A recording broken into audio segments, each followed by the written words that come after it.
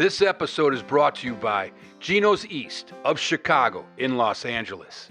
Founded in Chicago in 1966, now over 5 years in Los Angeles, in Sherman Oaks, they use the same recipes and ingredients they do in Chicago. It's like taking a trip to the Windy City without the cold weather. Get the authentic Chicago deep dish and thin crust tavern style pizza, or the great Italian beef and Italian beef Italian sausage combo sandwiches. Plus, there's 12 screens showing Chicago and LA sports. Have a genuine Chicago dog with all the toppings as you watch the Cubs, Sox, Dodgers, and Angels. No ketchup. Now available year-round. Check out the menu at genoseast.com. Lunch specials Monday through Friday until 2 p.m. Happy hour features selected wines and beers for $5 and $6 for food. Monday through Thursday, 3 to 6 p.m. Geno's East. Great food, great atmosphere, and great people.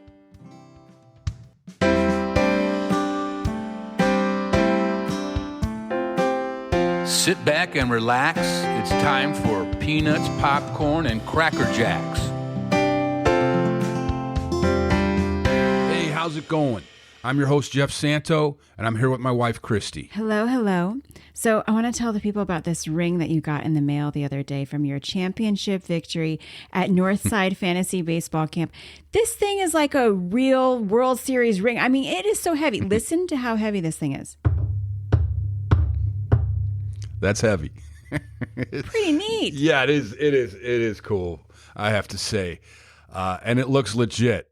I sent a screenshot to my brother Ron Jr. because I beat him in the championship game just to give him a little dig, and Joey Banks, and said, hey, look at the ring, man, I received here. He's like, are those diamonds real?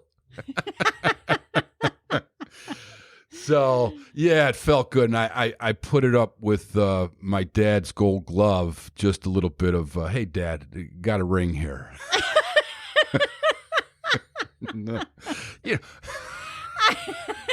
Well, you know, the ring, right? The ring that he got from the Cubs in 2016, posthumously. Which we still haven't seen. We haven't seen, right? And so it's not in the Santo family possession. It's on display, and hopefully one day we'll see. But Linda and the nephews saw it. Mm-hmm. So, but I had to put it up there, and you know, the guys who run the camp are huge fans of the 69 team. They were all Randy Hundley campers, and they developed Northside, and it's a beautiful thing. It's coming from them that I'm. So it's for the heart. It is absolutely. Did you ever win a lot of trophies? Championship trophies. 2 at Randy's camp. Yeah. But that just mostly all-star trophies. I had a trophy. One trophy, they're all gone, but the one that I wish I had was the Nick Sirakides Award. And he was a kid in my junior high class, just a great athlete, the best athlete that I've ever seen at that age. And he got killed, got electrocuted. That's right. You told me about this. In 8th grade. And it was such a sad, tragic story. He was a fisherman, liked to fish, and he was digging for worms. He had a contraption that he would put into the ground that would electrocute the worms to come up somehow, and it caught on his leg. And boy, our whole community, Glenview, we were torn by that. And he would have been an MLB player for sure. He was that good. And so I got that for MVP on the All-Star team in Pony League. That's cool. How about you? Any trophies your way? I did. I only got one trophy, which was in tennis. So tennis. Yeah, so it was doubles tournament. So, but they rotated each player around, so you played with different players. So it was an individual award that I won because I won every match that I was in. Oh, right on. So I'm pretty proud of that. Yeah, absolutely. Yes, right on. But this ring is so cool. So how come you're not wearing it more often? You should have worn it at the game the other night. That Dodger game, though, how about that? Oh, my gosh. Freddie Freeman Bobble Hall. We went to both games, the first 2 games. And the first game was, a horror for you. For both of us. I came around. You came around, but you had to sit in the seat while I was driving because we were stuck a block away from Dodger Stadium for an hour and a half. And we got there early. Which is ridiculous. We were like, what's going on? I know. And then we finally came through the parking gate, and it was packed, like full. I'm like, there's no spots. They were going up on the second tier of the mountain, and people were walking down a mountain. Yeah. And you're like, I'm dropping you off up front, and I'm going to go search out. Yes. And then you finally came, and we got in there, and we found it was Freddie Freeman bobblehead. And night. as soon as we got in, we did not receive a bobblehead. Not that I care, but hey, but then I went to the hot dog stand, and I went to the seats I got my scorecard. I didn't get there till the third inning to watch the game. I was miserable. It took me to the sixth inning to calm down, and then...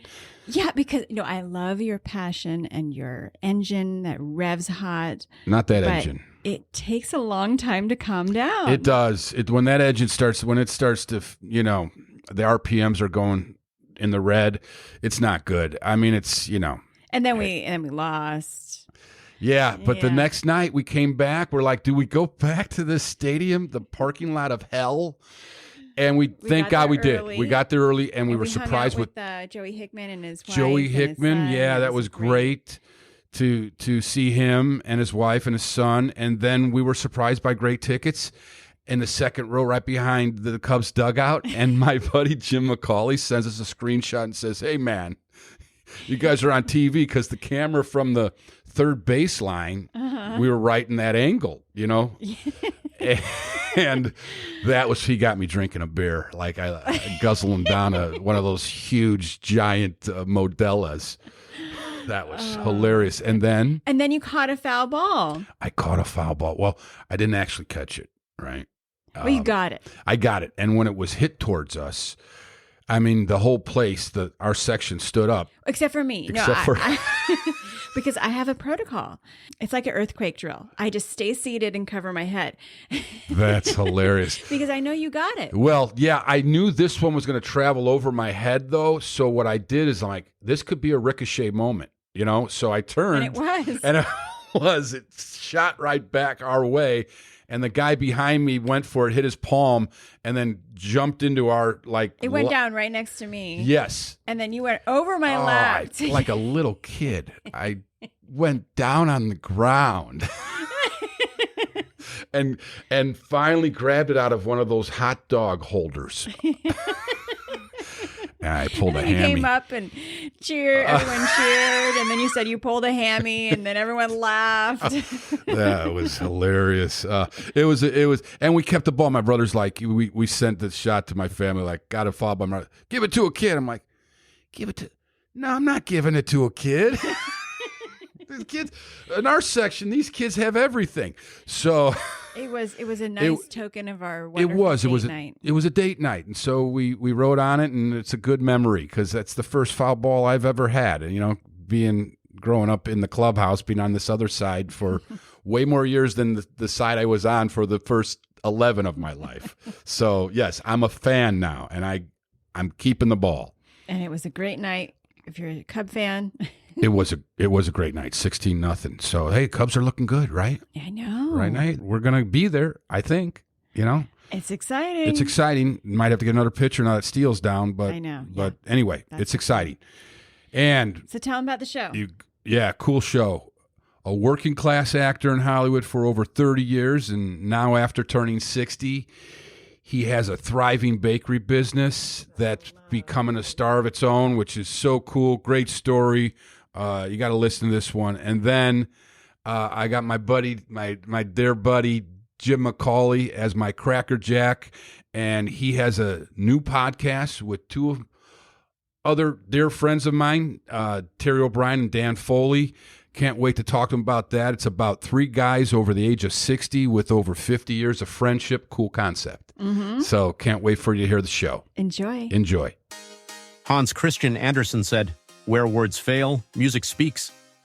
At Joey's Song, we believe truer words were never spoken.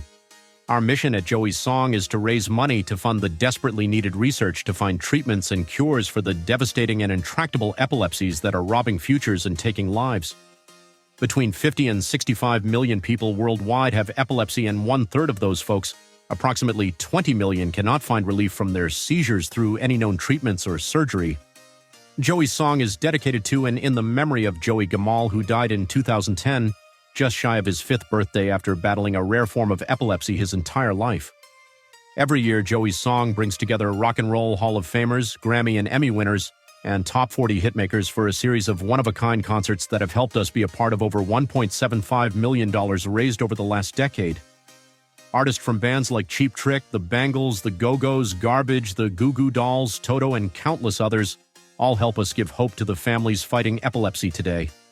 To find out more about Joey's Song and stay up to date on our next one-of-a-kind show, visit joeysong.org and join our mailing list or follow us on the social media channels of your choice.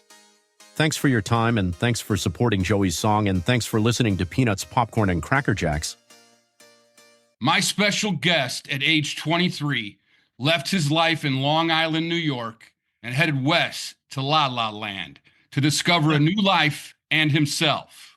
Most people that trek west on a hope head back east within a few hard years, missing a part of themselves and the life they left behind. But for the few that stay, carve a little sliver of hope to build from. A lot like our great-grandparents did coming to America, looking for a better life. Wow. Hollywood is its own country of misfit dreamers who captain their own wayward ships. And my special guest has captained his for almost 40 years. A middle-class actor who has been putting food on his table by booking guest roles on TV shows, niche character parts on indie films, and landing national commercial spots. On top of that, he has a baking company that's its own starring role. A fellow paisan from my kind of neighborhood where being a good guy matters. Pat Asanti, great to have you on the show, man. So happy to be here and so happy you called and asked. And this is great. Right on, man. Hey, this is listen, really great. At 23, were you running from something or running to something? You know what? I grew up in first generation American. Both my parents from Italy, and growing up, I grew up in Lindenhurst, Long Island, and it's just one of those towns that if you didn't leave, you were going to get stuck there. And not that it's a bad place to get stuck. It just wasn't for me, and I needed to stretch out. I was spending a lot of time in Manhattan and always going into this city, and lived there for a little bit. And then I said, I came to LA with my friend Margaret. She was coming out to audition for David Lee Roth for a movie. I can't remember what it was he was directing, but they did it at the Man's Chinese Theater. I remember coming in with her, and the line outside the Chinese theater was like, there was thousands of people. And she went in, and it was him and Anthony Michael Hall. Anthony, the bass player from Van Halen. Michael Anthony, I think his name was. And it was crazy. We ended up meeting up with some old friends of mine, and we stayed with them. They let us crash on their couch. And 1 week ended up being 4 weeks. Came home for Christmas, spent Christmas and New Year's, packed up my bags, and moved here on January 10th, 1986. Wow, man. Now, to actually move your life to LA and not know much about LA, you're 23. What were you doing before that? I was just trying to find myself. I was bartending. I was working at some clubs on Long Island, working at some clubs in the city. I needed to get out of there. I knew that if I didn't leave, and it's just my personal thing, that if I didn't leave Long Island, my life wasn't going to go anywhere. So I came out here and I just love it. I listened to a lot of people, a lot of New Yorkers I met out here, and everyone was like, oh, I'm only coming out for 6 months. I'm only coming out for me. I'm a New Yorker. I'm a New Yorker. I'm a New Yorker. And I kind of looked at that and said, you know what? I'm not a New Yorker right now. I'm a Californian, and I just took California into my blood, and I love it here. And yeah, absolutely, man. Now, when you make that move, you're coming to LA. Do you have a destination to stay at, or are you just like you're going to stay at a friend's house? What was I plan? crashed at my friend Louis Perez's house. He let me stay there. I stayed there for a couple of weeks until I found an apartment. And in that period before I moved out, and I was out here for 3 weeks, I ended up, or 4 weeks, I did some extra work. And I met a guy from Long Island doing extra work. and he was making the move also in January, and we got an apartment together. And then he moved back to Long Island. He did. He didn't Yeah, stay. moved How back to Long come? Island. Then he got married. He moved to Florida. What do you Moved to think it is? Florida, had a family, had a heart attack, and died at 50. So, Oh, jeez. yeah, you know what I mean? It was just like, I just didn't want to get caught up. Yeah. You know what I mean? And I Oh, I still get it. have so many of my Long Island friends. Like we're all bonded. You know what I mean? From when we were kids. Now, let me ask you this. You got these kids, these friends growing up, and so do I. I came from Chicago. Same thing. What makes you leave and them stay? You know, that's a good question. I think I just needed to get away from everybody. And you say that, though. I feel that. Like, I felt I had to leave for many reasons to find my own identity. I felt similar to you, maybe different. You know, my dad played ball. I wasn't a ball player. I knew that was over and all that. But leaving was like freedom to me in some way. Like, I didn't know where my destination was, but I knew that I loved movies, right? I knew that I wanted to be a writer. I wanted to direct, possibly act. I wasn't sure. I wasn't feeling secure about my skin and all that. But actually leaving, you know, was something that gave me freedom because I felt like, okay, there's a new beginning. Did you have that same kind of thing? Yeah, and it's so funny. Like my parents, hardworking people, very strict Italian. My father was a very strict guy, and I had no freedom there. I was being suffocated. But in the summers, they would send us, either me or my sister and I, they would send us to Italy. Really? To stay with our family in Italy. It came to a point where I was happy of being somewhere else. I mean, to this day, I have a home in Italy, and I still go every summer. You know what I mean? I have great friends there. I got great family there. I have just amazing relationships. And then I used to come home and I used to come back to New York and feel suffocated because I think it was because my dad was so controlling, just wanted to guide your every move. But in Italy, it was so weird because in Italy, he was different with both me and my sister. We had free reign there. Why do you think that was? There was no curfew. One thing I know about my dad, he should have never moved to the United States. Wow. He moved for my mom, but he should have never moved. He had the world by the balls, in Italy. And he was so well respected. Crazy. I was so happy that he gave me that because I love going there, you know, and now all my friends are going there and they're all going to my hometown. Some of them are staying at my house and everybody just loves going there. And I think that was the thing with me. I had more freedom and I was able to breathe more when I moved to LA. Right. Did your dad and mom speak only Italian at first? Oh, my dad spoke very little English. My mom, it's so fun. That's another thing because Peter and we laugh about it because I didn't hear, as far as my mom speaking, because Peter likes to do impersonations of my mother. And as far as my mom speaking, I don't hear an accent.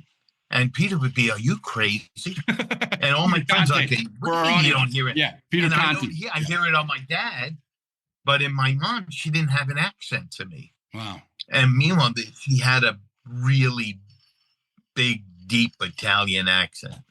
Oh, that's great. And your dad, what did he do out here in Long Island? In same thing he did in Italy, delicatessen. Really? We have a delicatessen. We had a delicatessen in the middle of the piazza in Italy in our town. The town is called Conversano. And right in the middle of the piazza, my grandfather and my father had it's called a salameria. And he did the same thing that my dad did on Long Island.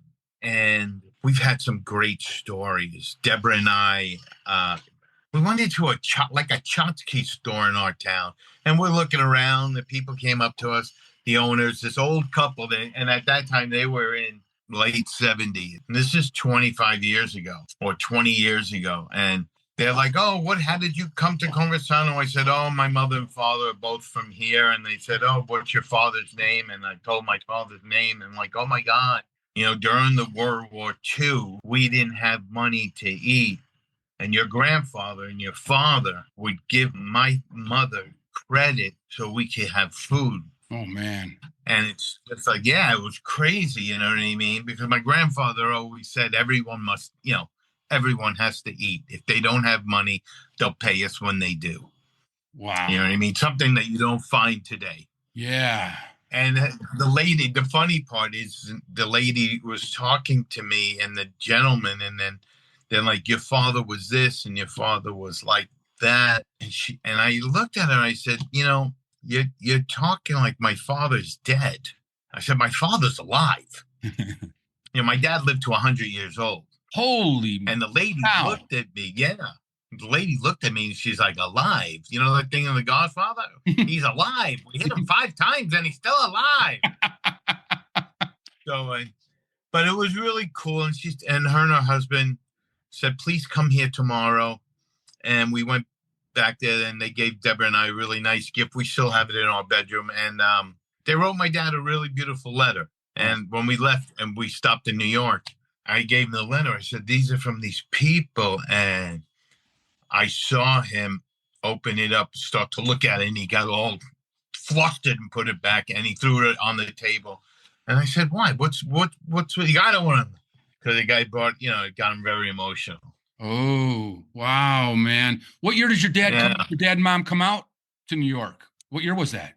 So my mother came out in the 30s with her family, and then she went back to Conversano because they still had, real estate there. They still had property there, and they still had relatives there. And they went back, and somebody robbed the house they were staying at, and they stole my mother's jewelry. And they went to the municipal building in the middle of the piazza, to report it to the police and stuff like that. And my uncle at the time, was the mayor of the town, and he introduced my mother to my dad. And then my dad came to visit in 1949. Wow. They got married in 1950. And then my father went back to Italy because he had his business. My mother wouldn't leave her mother. So my father said he's going to go close everything down and come back. And it took him like 5 years until what a journey. He would get all emotional. He would get to Naples to get back on the boat. My dad was supposed to be on the Andrea Doria when it went down. And because he decided not to go on, like he did it like 6 times, going to get on boats to come back to the United States. So he would get there. His friends would drive him and he would be like, no, I'm not going. Turn around. And then until my mother just said, we're going to have to get divorced. And, we come from a small town. You can't get my grandmother, his mother made him go. And then he came back to the United States. And then they had you and your sister. What do you have? Just your sister and you? I have my sister. Yeah. So who's the oldest? My sister, 2 years. I'm 65 now. My sister's 67. She's 2 years older than me. Wow. God. My dad died in 2013 at 100. His sister died 2 years ago at 103. Is that crazy? That is beyond crazy. Is it the deli? I mean, I don't know. I have a dear friend that has a deli. His dad had a deli and he took it over. So and just a great family. They're Greek, right? So you had the Italian deli. It's beautiful. Now I understand why you have a baking company. We'll get into a little bit. Your father, was he Pat too? What was his first name? No, he was Giuseppe. Giuseppe. Yeah. My real name is Pasquale. I'm named after my grandfather, his father. Oh, I love that, man. Yeah. That's cool. I never really liked it, and I wish I would have said, because now I do business as Pasquale. I don't do business as Pat anymore. A lot of people call me Patsy because growing up in New York with the name Pasquale, anyone who was named Pasquale, they called him Patsy. And I never, we never looked at it as a derogatory name. We never looked at it. People go like, because people used to say, why are they calling you Patsy? And I'm like, because my name's Pasquale. Yeah, but Patsy, I said, yeah, don't get it confused, bro. Don't get it confused. I love it, man. It's cool. And it's great. Yeah, the older we get, right? It's like, just accept everything about us now, right? Yeah. It's a different time. It's like we're in our third act. Everything becomes a bit more sacred. Your time, your people you're with. Yeah. And you go back to the kid that you were and all the things that you might have neglected. I'm like, no, bring it all on now, man. Bring it all on. And what were you like in your neighborhood growing up? What was your neighborhood like? Oh, it was just a typical Long Island town. It wasn't nothing. We had fun times. We lived on the South Shore of Long Island, so summers were great. Winters sucked, but the summers were great because we would go over to Fire Island or go out. You could go out to the Hamptons. It would. We had great summers, and the summers that I wasn't there, I was at the best beaches in Italy. In Puglia. That's where we're from Puglia. So if you look at the map of Italy, the boot, Puglia is the heel. And it's like right now it's the number one destination in Italy to go to. Wow. Over the Amalfi Coast. Yeah, man. And we have great, it's just growing up there in the summers were just amazing. I mean, it was just a great, Yeah. Beach all day, lunch at 1 with, it's stuff that we can't, they don't do here, which is kind of sucks. Like, you want to go out to dinner, you can't go out with more than 6 people to get a table, but more than 6 or 8. But in Italy, we would go out to dinner, and we still do. We go out with friends, and there'll be 25 of us or 30 of us and have one long table. And restaurants just don't do that here. And that's how it would be at, going to the beach, and then going to my aunt's house or my cousin's house for lunch, and I'm talking about every day. They're not just on the weekends, what I mean? And there'd be 15 or 20 of us. Oh, wow. You live like 2 different lives. I mean, really coming home, you are living a different life than everyone that you're growing up with in Long Island. It's so funny. A friend of mine, she said to me, we used to think when your parents sent you to Italy in the summer, and she had just gotten back from visiting Italy. We used to think you were being punished. I'm like, punished? You got back there. You're like, now I got to sit through a New York winter. Now I get why you went to LA. So you were definitely running from there. And did you know that?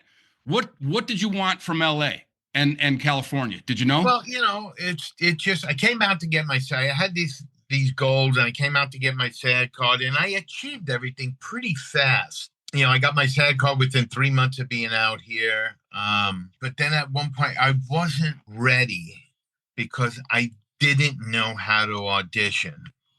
I mean, it's so crazy. I got this agent, and they started getting me out. And I'm talking, it's different than it is today. Yeah. I was going out 2-3 times a day, pilots every day. It was crazy. And I just wasn't prepared for it. I wasn't mature enough, and I wasn't prepared. I didn't know how to work. So then I started really taking that a little bit serious. What changed things for you at that level? Like, did you stop and go? It's so funny. We were talking about it. We had a little dinner party last night we were at, and we were talking about it. I started doing these scenes because back then you did scenes for people. And there used to be an agency called Triad, which was a pretty big agency. Mm-hmm. People met me at a party. I was just on a roll one night, and I was just making everybody laugh. And this lady said, you should, she asked, are you an actor, and blah, blah, blah. I said, yeah, I'm doing this, I'm doing that. And I just got my SAG card, and you should audition for my agency. I think there's a place for you there. And I went in and had I thought I was just auditioning for her and an agent. Well, I went in, and it was the longest table I've ever seen. And all of a sudden, all these agents came in and sat down, and I choked. And I saw the disappointment in her face, and she said, how'd you do? And I tried to say, I said, could have done better, but I thought I did pretty good. And I looked at the table, and everyone had left my headshot. And I said, oh my God, did I fuck it? I fucked this one up. Okay. And I learned from that. And then I just started studying and met a guy named Robert Baharo who was doing a play at the Actors Studio, and I worked really hard. And the play it turned out to be a really big hit. It was called No One Is Us. It was a 3-hour play about a really dysfunctional Italian family. And we were actually cooking on stage. Mm. So when people came when they opened the doors for the theater, we were already on stage in character, prepping the meal, doing what you do. Like you came into our living room, our kitchen, and were observing us. And it was long. It was 3 hours. We got extended like 3 times, and the average person saw it 3 times who came to see it. And it was good. And then I worked on and became a member of the studio, which was a big thing for me, to become a member of the Actors Studio. And at that point, then I kind of felt like I felt good about my work and stuff like that. And I was able to, I got in on my first try, which is kind of unheard of because people usually audition 4, 5, 6, 7 times. And I got in on my first one, which was pretty cool. I did a Italian-American Reconciliation was the scene I did. And I did it with this girl, Valentina Quinn, really talented actress, Anthony Quinn's daughter. Really talented actress. I found out right because my judges was an actress named Susan Peretz, Marty Landau, and the artistic director, which was Clyde Ventura. Wow. So, yeah. That is a big deal. Now, I could see it in your face when you talk when you went into that agency and you just felt like you failed. I could still it's still kind of you're feeling it. Now, after the Actors Studio getting in there, what was the difference that now that you know that, like just being prepared, knowing how to handle a scene? Tell me about that. Yeah, just, you still have to learn how to go into a room, and auditioning is one of the hardest things you can do. And there's no one who's really teaching you how to do it. And you're going in, and some of this stuff I was going in for, I didn't know what I was doing. I didn't know how to handle it. What do you mean by that? Okay, so there's a scene where all of a sudden you're getting shot at. So you're like, I would just start going like boom, boom, boom, boom, boom, boom, boom, boom, boom, like, and falling on the ground and then getting up and going like this. What the fuck did I just do? It was crazy. And then, one movie, I was having a bad day, crazy. And I walked in and the casting director looked at me. She's like, "Hey, Pat, how are you?" I said, "Good, how are you?" She goes, "Okay." I said, "How you doing today?" And she goes, "I'm having a shitty day." And I said, "You know what? Me too. I'm having a really shitty day." She goes, "All right, so let's get this over with." I said, "Okay." And I read, and it's so funny because my agent called me like 2 days later, and she goes, "What happened at that audition?" And I said, "I don't know." First thing she asked me when she called me, she goes, "How's Pat doing? Is he having a better day?" And I started laughing. And she goes, "Anyway, you booked a job." And I was like, "Oh my God." And it just, yeah, get to know someone, right? Yeah. You just gotta, we're all human and we're all going to make mistakes and we're all going to, it's not easy. Auditioning is not easy. You know what I mean? And I'm not complaining about it. You know what I mean? I've had my share of bookings and I had my share of not booking, and then had my share of being angry that I booked when I felt I should have booked. But, this is a business. It's the business. Yeah. You just don't know. You can only go in and do your best. And if the cards fall in your place, you book it. But all I ever tell everyone, just be really prepared. That's the most important thing. Now, out of all the different parts that you have auditioned for and the ones that you booked, did that make you a better guy? All the kind of looking into different characters and who you are and to keep you and to put a little you into it. Did that develop you? As a person? Yeah. It's a good question. There's something about me that a lot of people say, "You know what? You're just too nice." And I'm like, "Well, what do you mean by that?" They're like, "You're too nice, Pat." And I said, "You know what? Well, that's a trait I'm going to keep because it's something that I just like." You know what I mean? Because you run into so many, people go like this, "Man, why you smile so much?" And I'm like, why you always got that look on your face? And it's just me, and it's just a part of me, and it's a part of me that I like, Right. and that I'm going to keep. Yeah. So when you're doing a part though, do you pick from stuff of yourself? Like, okay, I can relate to this. And a lot of us, you gotta relate to something I think that the party that you find, and you find that something that's close to you that works with you.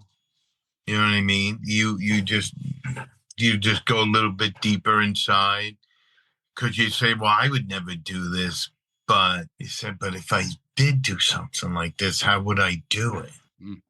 You know what I mean? And you try to find that, and you just try to be as honest as possible. That's it, man. And what do you think your goal is as an actor? Right now, I've never felt better than I do about my work. And even though it's, things are a little slow, they were a little busier, and, the industry right now is not in a very good or healthy place. But once it, and all I know is I just feel, I feel good about what I do. I really prepare myself. And I think that's the key right there. It's just, I just go in really prepared. And I know, you're doing this for so long, you're at a point where when you hit something out of the park. Mm-hmm. Mm-hmm. You know what I mean? You just know it. Yeah.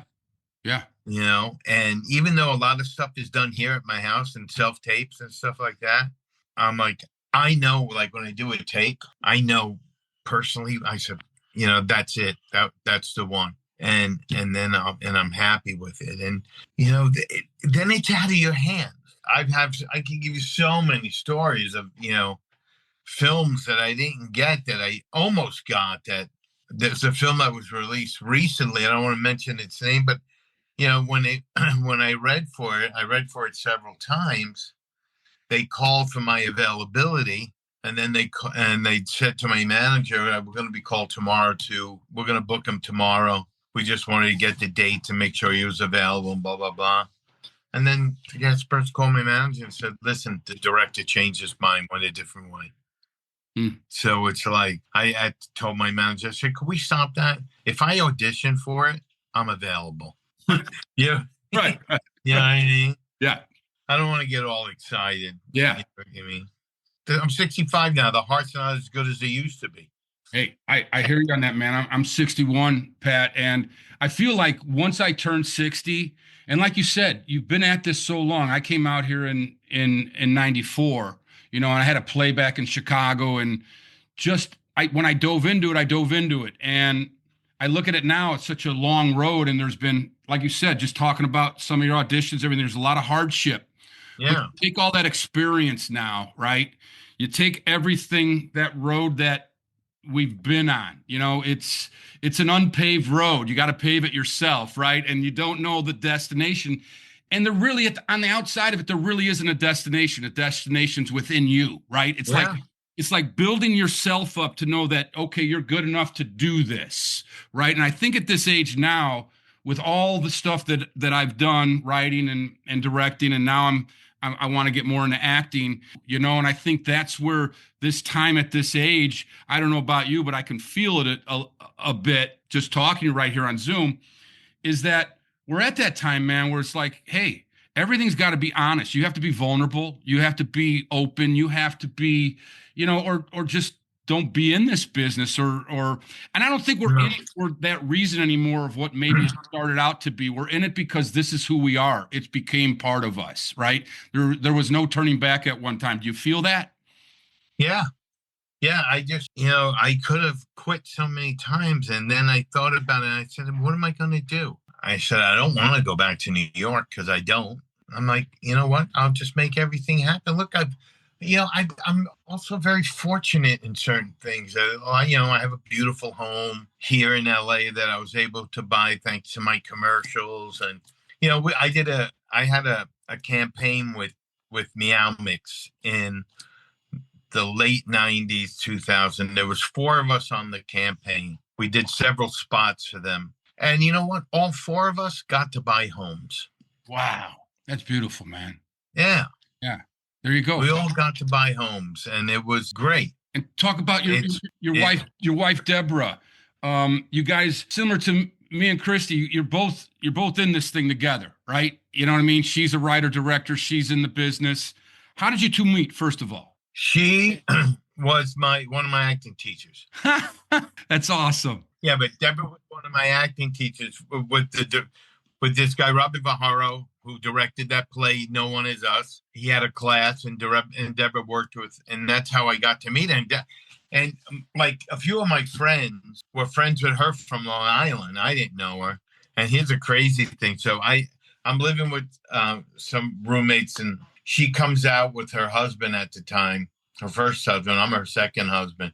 She came out with him, and I said, I must have been crazy because I was so infatuated when I saw her. I was like, wow, she's so beautiful. And I looked at her husband and I said, listen, if this doesn't work out for you two, let me know. Which was a crazy thing to say. What? You How know, did that happen? it was a really crazy thing. And then 10 years later, we got married. Oh, That was like 1988, 89. And then Deborah and I got married in 2001, but we were together since 97.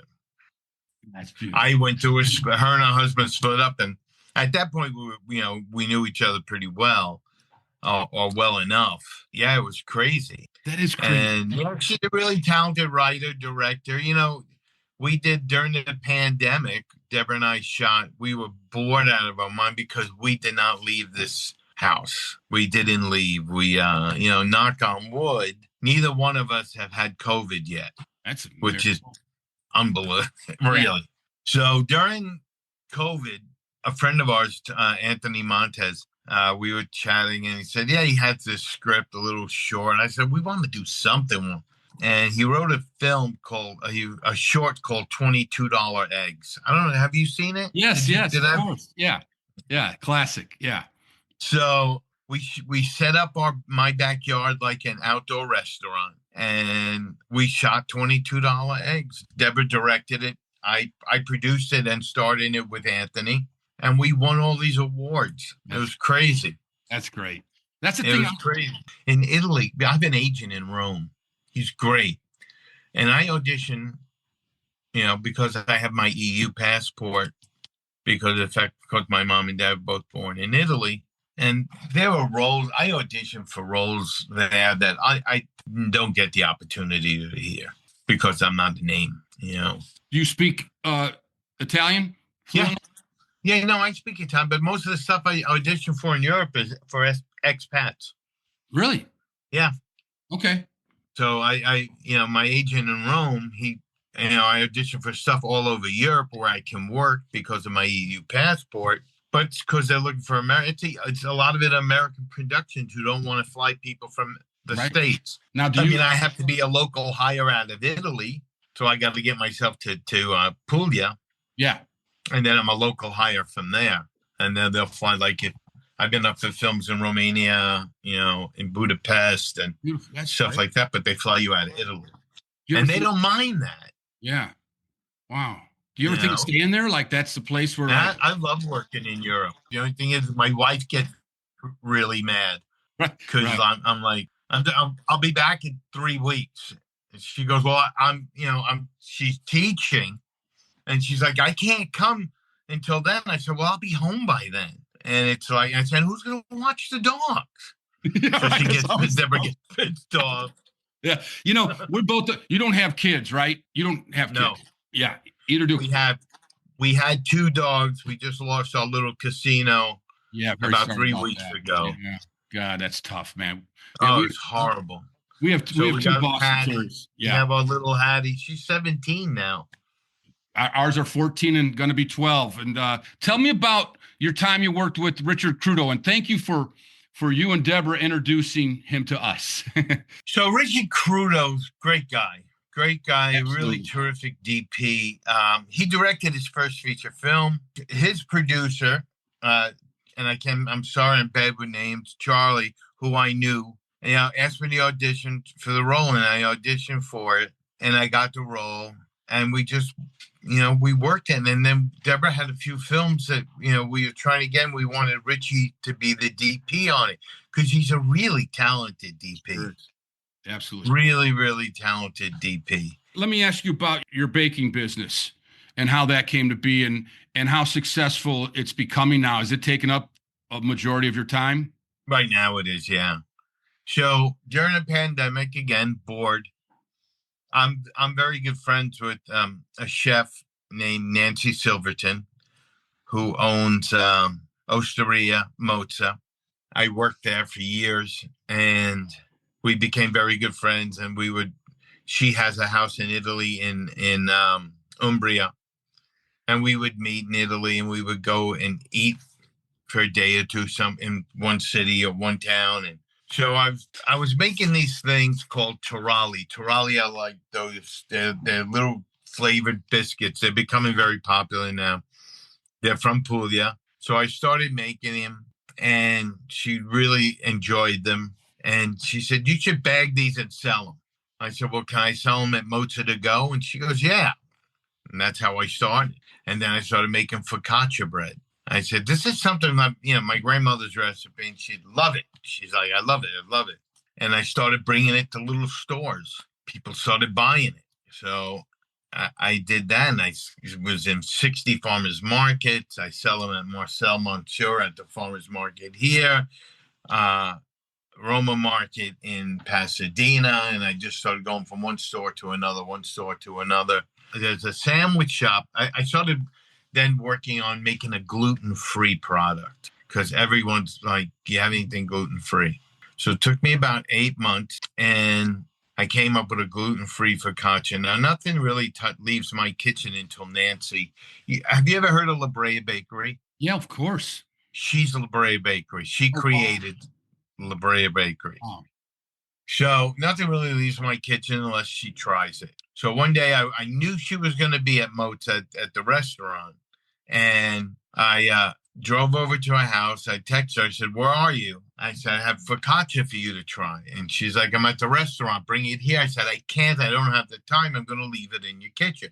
And she called me the next day, and she was like, I really liked it. The focaccia is good. I like the texture. I love the seasoning, the olive oil. And I said, well, what about the fact that it's gluten-free? And there was like a silence. And she goes, did you tell me that? And I said, no. She goes, all right, come to the restaurant tomorrow. So I went the next day, and her executive chef, Liz, and everyone started tasting it. And we're not saying nothing. So then they brought there's a sandwich shop out of Florence called Antico Vinaio. They're her partner at Joe Bastianich brought them to the United States. They have 9 in New York, 1 in Las Vegas, 3 going to open up, 2 more here in LA, and then another 15 around the country. So I do all their gluten-free focaccia for all their stores. Oh, moly, man. Yeah, so it's crazy. I do the gluten-free for the Chateau Marmont here, and I'm going into the Venetian soon. So my gluten-free stuff is really taking off. Everything I've been making is really taking off. So it's been a whirlwind. So now I just signed, I just got my biggest purchase order from a company, and their first order is 14,000 pieces of rosemary gluten-free focaccia. Is that crazy? Who cooks that with you? I have 4 people. Where do you got your own? I have a kitchen on Washington and Normandy. I have 2 kitchens now because I had to take another kitchen over because one is gluten-free. So I do all my prep in there because I don't do, I always have to be concerned about cross-contamination. So that's amazing, Pat. I remember when you started this, and now look at this. I mean, that's literally crazy, right? That's literally like a successful movie that just hit, right? Seriously. I mean, And so, I mean, that's part of your story, right? I mean, it really is. And why don't they have someone follow you around with a camera, do a documentary on this? That's going to be that, that's I'm working with a guy from my town in Italy, this guy named Gianluca, and he wants to do stuff like that when, because I get afraid of people stealing my stuff, my recipe and stuff. Like Okay. there's one sandwich shop, I don't want to mention, that they just stole my bread recipe, my focaccia recipe, because they were in the kitchen next to me. Wow. And yeah. What do you do about that? Do you get on them? What do you do about that? What am I going to do? There's nothing you can do. But see, there's certain ingredients I know because they're these are my grandmother's recipes. Right. So I went like this. Well, you putting this in your, yeah. Well, Pat, you can. I said no. That's my grandmother's secret. So you're not going to find it on YouTube. So don't tell me that. So, but it's you live and learn. Look, I took it. Instead of taking it as a negative. Mm-hmm. I took it as a sign of flattery that, you know what? My stuff is good enough now. People want to steal it. Right. Yeah. And that's how I'm looking at it. Good. And at the end of May, you know what? I'll be in my gluten-free focaccia will be in every state in the country. That is amazing, man. So, I mean, you're going to get really big here. I mean, you have people to run this thing, and are you? It's all, it's overwhelming, man. I can see.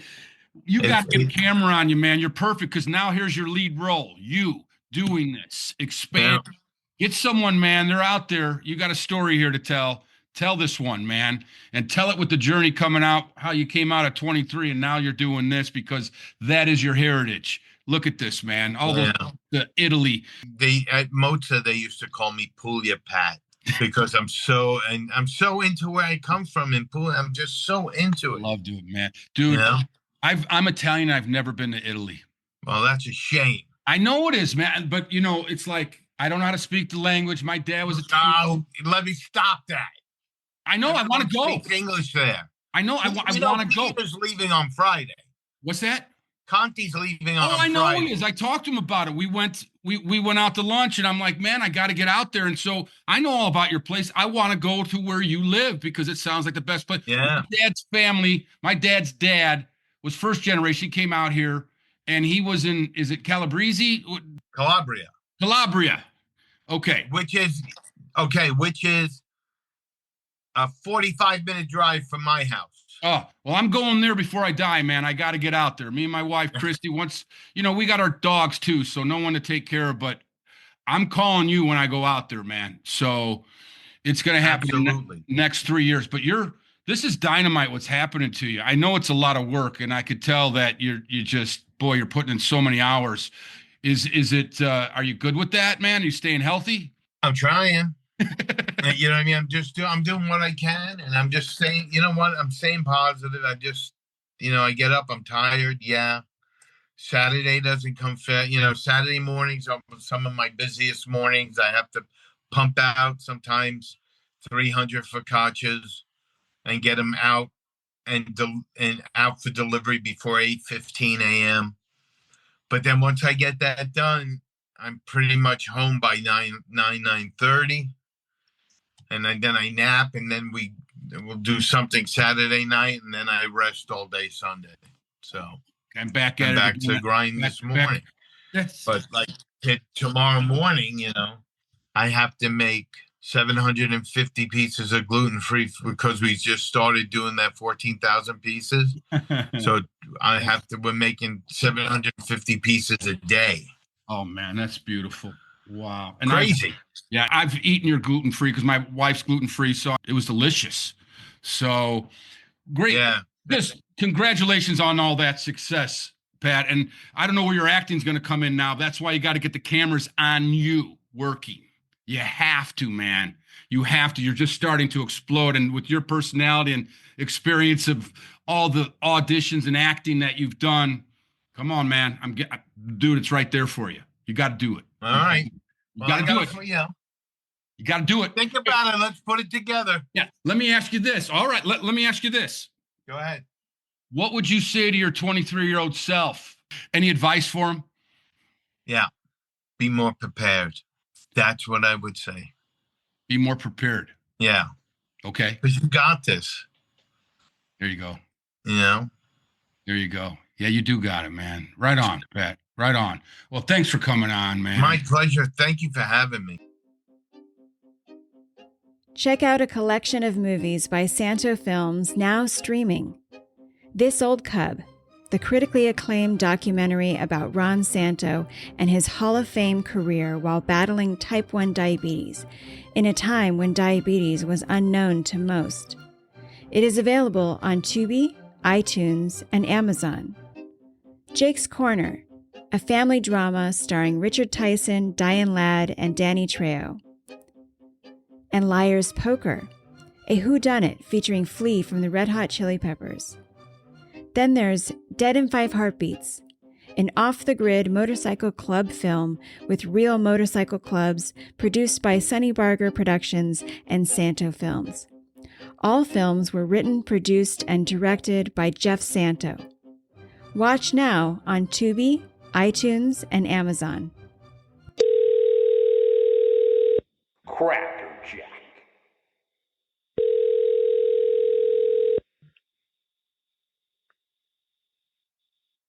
This call is being recorded.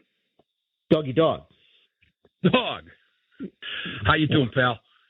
Good. While you're recording me, man. Yeah. You're my crackerjack once again. Get out of town. You are, man. I was just going to sit down and start banging on the drums, but saw your name. And yeah. Nice, man. Speaking of that, how's that going? You know what? It's going good. I love doing it. I don't know that I'm any good at it, but it's fun, man. I dig it. Yeah, right. I learned the ukulele over COVID, and I love it, man. It's just something like, what's it like learning something new at this age? You know, it's not only something new, but something like totally different. I tell people, like, I don't have a musical bone in my body. Or at least I thought I didn't, but challenging my mind in a totally different way is pretty cool. I've always heard about the music brain, but never understood it. Now I'm like, I totally get it. And what's the difficult part of it for you? Well, I mean, with the drums, it's the doing different things with different limbs, you know? Mm-hmm. Yeah. I mean, there's an athleticism to it, right? Because you got to have quick hands and everything. But it's my drum guy talks about breaking the brain, you know, and doing something with my right hand on quarter notes and then my left hand on, 16th notes or, and it's just like, there are times when I'm like, there's no way I can do this. And then I practice and a couple days later I'm doing it, so it's pretty cool. Right. Yeah, that's the thing about it, man. It's like same thing on the ukulele. I'm like, but after a while, I just focus on learning the chords, then just repeat, just keep doing it over and over again. And then before you know it, oh my God, I just improved, right? Seriously, I'm like, there's no way I can get this. And then you do. Yeah. Right? Which is awesome. Yeah. And I find too, because now I can pick and do so many different things. You just keep ascending. And I like the fact that I'll just sit there and pick it up when I'm kind of a little stressed out or whatever, or tired, and just start picking. And I might not even do a chord and just pick because it feels like meditation. Like just when I'm there, it's like everything's blocks out and then I'm learning this instrument. And I love that, man. Totally. It's funny you say meditation because sometimes I just sit there and close my eyes and I just do the same thing over and over and over again. Try to be in time, and man, it's totally different thing that I've ever experienced. Is it something you wish you did when you were younger? Yes, 1,000%. 1,000%. Yeah. But that's it's all the journey, right? Everything in its right time, and I'm doing it now, and. I joke with people like, I don't know what I'm going to do with it. Like, I'm not going to be in a band, but you're going to be in a dog band, a 2-man band. It's going to be me and you. I got you. That's right. And I don't know your vocals, but I'm sure you could do backup. I'm not shy. I go out there and whether I sound good or not, I'm going to sing. No, you're not. And you can sing, man. You can sing. I get a little bit. Yeah. Certain songs, right? You know when you got a feel for something, and you know when you don't. But more importantly, I just like learning. Like now, I just feel like, man, this thing's part of me. And I'm like, right. God, where was this thing before? Instead of painting, I could have played the ukulele. Imagine if you started 20, 30, 40 years ago. Right. That's how people become. Well, that's the thing about really anything that's different to do, music, the arts, or whatnot. When you take it on at an early age and you learn that, boy, what an asset, for so many things. Yeah. And totally. I just think too. I remember I had a guitar when I was young, but I just at that point in time there were other things to do, right? And but boy, next life that's the first thing I'm doing. I'm going into a guitar store. I'm going to get ukulele, guitar, right there whenever at 5. So, man. Hey, listen, I want to talk about the podcast that you got going, 360. So tell me, how did that come about? What's it mean to you? Give me it. Oh man, that's cool that you bring that up. Thank you. So it is me, Dan Foley, Terry O'Brien. Came up after the election, and the world just kind of seemed to be spinning, and we all had different motivations. But at the end of the day, it's 3 60-ish year old guys who've known each other for 50 years, and we talk about. Just some cultural things, current events. We try to be nostalgic and, talk about different things we did growing up, different stories, different jobs, and just it's really a way to connect more than anything. At times it's venting about things that are going on. There's a lot of we try to be topical and educational to some degree. And a lot of times we're just educating ourselves, Right. You're putting yourself out there, which is cool, and it's not easy. It's a lot of work. I mean, you guys are putting some really good work into this. So it's got to mean something. Like, what's the meaning for you? Great question. I mean, it's the connection, right? I'm a community guy. So, and Dan and Terry and I have, like I said, known each other for a long time. Yep. We've connected on different things, but this enables us to connect differently, more frequently, about topics that we probably wouldn't talk about, right? Right. But we all have different perspectives, right? Yep. I mean, we're similar, but we're also very different. So I think we're learning to just kind of listen to each other and bounce off each other and let the conversation go where it's supposed to go, as opposed to, not we don't script, but, like trying to take it somewhere instead of just being authentic about it. Cool to see, because there is such a divide today, and to see 3 friends saying, hey, we're going to sit down and talk about some serious stuff, and we're going to get through it. Someone's going to have a different opinion. So what? Let's hear it. Let's talk about it. And that's what we need more of, man. So it's really cool what you guys are doing. I dig it, right? I dig it. Thanks, man. One of my motivations is just, like you just said, people are talking, but no one's listening. And, people kind of show up to a conversation, express their viewpoint, and they're out, right? And I, for whatever reason, have this curiosity, like why? I'm not a Trump guy, but I want to understand why someone thinks the way they do, and why they voted a certain way, and why they value this or that. I don't have to agree with it, but I also don't have to disagree with it, right? Like I could maybe just listen and try to learn, and and in that you connect more with people, hopefully, and you build a community and build relationships and understand more. Totally. And in our time, man, politics, we never really talked about it, man. We went out there, we did our thing. When have we ever sat there and just loved on some politician, or just, it shouldn't be that way. It's like, hey, listen, they're working for the people. Why are you so connected? Come on, let's back off. Let's all have a different perspective and try and figure out what's the best way here. But And I like that. But more importantly, I like that 3 guys, too, that you're not just talking about politics. You're talking about growing up together, the different days. And when we grew up and the cars that we might have drove, like you guys are talking about your favorite cars, which is cool, right? everyone has a history, right? Like everyone grew up somewhere with a group of guys, girls, whatever, right? And our stories are going to be different than someone else's stories, but like the hope is, and the thought is that, they hear us talking about whatever, and that's going to tap into something for them that they went through. Again, just nostalgic. And I mean, you mentioned the idea of putting it out there on the podcast, and I think I kind of understood that, but I didn't really understood it until you did it. And then honestly, until that first time you press publish and it's out there and you're like, oh crap, like people, our very first episode, we talked about spirituality and God, and it was Christian nationalism, but right out of the gate, and I'm like, all right, like I'm cool talking about it, but to have it out there, now I'm not naive enough to think that there's 1,000 people that are going to hear it in week one, but you're still putting it out there and you're being vulnerable. And, I'm finding like that feels good. It can be scary, but it also feels good. It's powerful. Yeah. There's something vulnerable to it. Right. But there's a sickness to it. Right. And being authentic.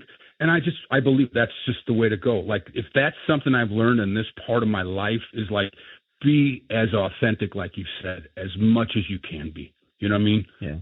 And because, time's going to run out sooner or later, man. And when it runs out, I want to feel good when it does. Absolutely. And, if I'm not being authentic, it's because I'm worried about some mistake I made or what someone's going to think about me, and at the end of the day, like we're all human. We're all, we all make mistakes, and we probably all make some of the same mistakes. And if we talk about it, then that comes out, right? And I believe you shine light on it. Shine light on it, and and whatever the stuff you feel bad about, goes away.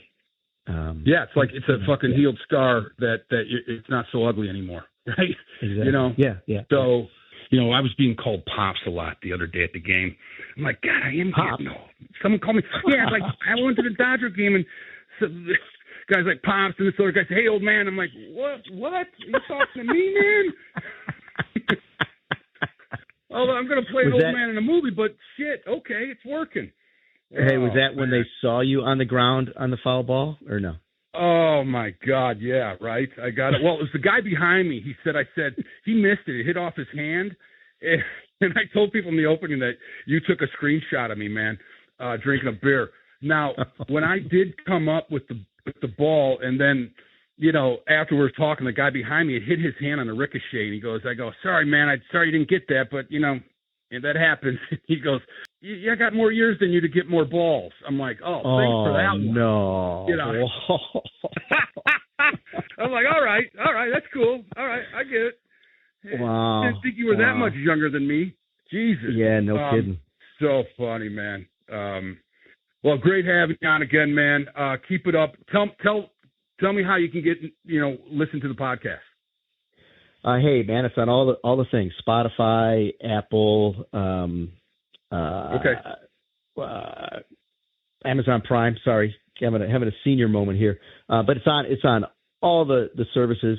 We drop on Thursday morning, new episodes, and it's 360. It's the number 3 and then 60 spelled out. Perfect. Awesome, bud. And I'm going to be on the show, which I can't wait. So I'm ready to go. Yeah, can't wait, man. It's going to be fun. It's going to be fun. All right, dog. I'll talk to you later. All right, brother. Thanks for you. All right, man. All thanks. Right. Love you, pal. See you. You too. Bye. Thanks for listening to our show. Special thanks to our cool crackerjacks, Scott Nelson, Jim McCauley, Debbie Foley, Sherry Matarisi, Terry O'Brien, Gary Tallman, Anne-Marie Pascule, Jim Muleschlegel, Mac McPhillamy, and Liz Rutherford. That's an exceptional group of people. Thank you so much. Absolutely. This show is made possible because of them and all of our subscribers. If you want to support the show and be a cool crackerjack yourself, subscribe on our Patreon page. You can click the link below this episode or go to the Patreon tab on our website, www.peanutspopcornandcrackerjacks.com. And that's all spelled out. There's no and symbol. It's all spelled out. Is it? It's all spelled out. Okay. And leave a review on Apple Podcasts or Spotify. Now, I keep saying this every week, and I'm looking for some new reviews. So satisfy Jeff's ego here and give him some reviews. Ego. All right. I guess you go at my ego. All right. Oh, it is nice to hear, though, that people enjoy our podcast. Yeah, just leave anything, because, I know you're listening. At least I hope you're listening. We see that you're listening. In fact, we have listeners from all over the world, which is just amazing. Yeah, right? That's crazy. Yeah. Yeah. And just recently we had our first listener from Tokyo, which is pretty cool. Oh, how about that? Yeah, all right. We went out to Tokyo. So, don't hesitate to write, give us suggestions, tell us how you're liking the show. Email jeff.ppcpodcast@gmail.com. For my closing quote, when you have exhausted all possibilities, remember this, you haven't. Thomas Edison. Toodaloo! At santofilms.com, we offer a diverse range of products, including indie films, movie posters, books, music, and related merchandise. Check out our new This Old Cub apparel and podcast merchandise. Or delve into the pages of Ravens in the Rain, a twisty tale about a woman with a past and a man with no future. Or immerse yourself in the soundtrack from the original motion picture Jake's Corner, featuring 5 original songs by B.J. Thomas and the film score by award-winning songwriter Steve Dorff. Enjoy free shipping on all orders of $40 or more. Use the code PODCAST at checkout. Support small business. Visit www.santofilms.com.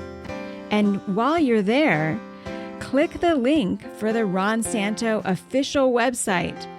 We've got a retro-inspired Ron Santo fan club shirt, Ron Santo Pizzeria shirts, and signature apparel. Go to www.santofilms.com.